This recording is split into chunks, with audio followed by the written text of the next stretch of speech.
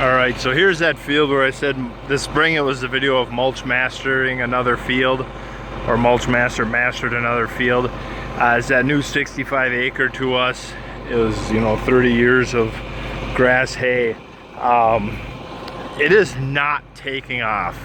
It has been wet and it is still wet. This field is holding water like I've never had on our land before.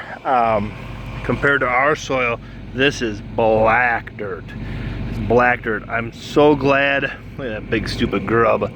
I am so glad I ran insecticide in furrow on this field, because there was a lot of grubs.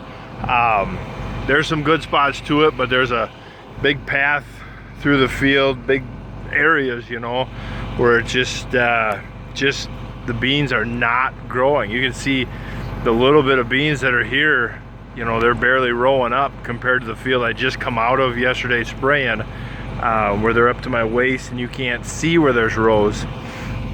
And you can just see how we haven't had rain for maybe a week. And granted, we're a foot above normal or whatever. We have just been pounded this year. And this muck, it is still just muck. And it stinks. It just stinks like an old swamp bog. And so we pulled the row crop cultivator out of the weeds and giving it a try, trying to pop this ground open.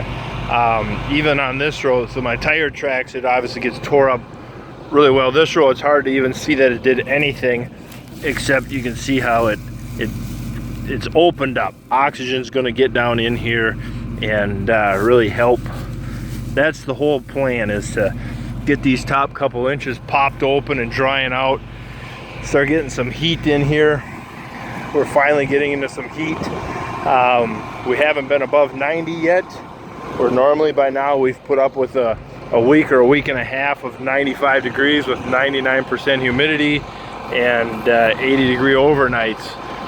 I don't know if we've hit 80 yet. We've barely had a couple 70s overnight, so it's not exactly drying. But you can see the sweep, how the sweep is just like a V2 bomber, and it just goes through the soil and lifts the soil. We'll hop in the cab and we'll take her for a pass.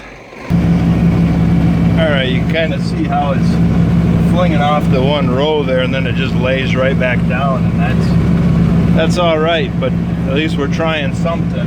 A lot of people told me don't waste my time, it ain't gonna do any good, blah, blah, blah, blah. But if I did nothing come fall time, I'd kick myself. At least I'm out here trying to do something to get the best crop I can. And if it means that this minimum tiller has to go back to row crop cultivating, I guess that's what I got to do for this field. I haven't seen a row crop cultivator work around this part of the country in probably 10 years. But it's nice that a guy still has something in the weeds once in a while that can pull it out and save the day. And so it'll be interesting to see. I'm only going to do a few acres, and we'll give it a week. See what happens in that week. If we start to see a response, then I guess I'll start moving across the field.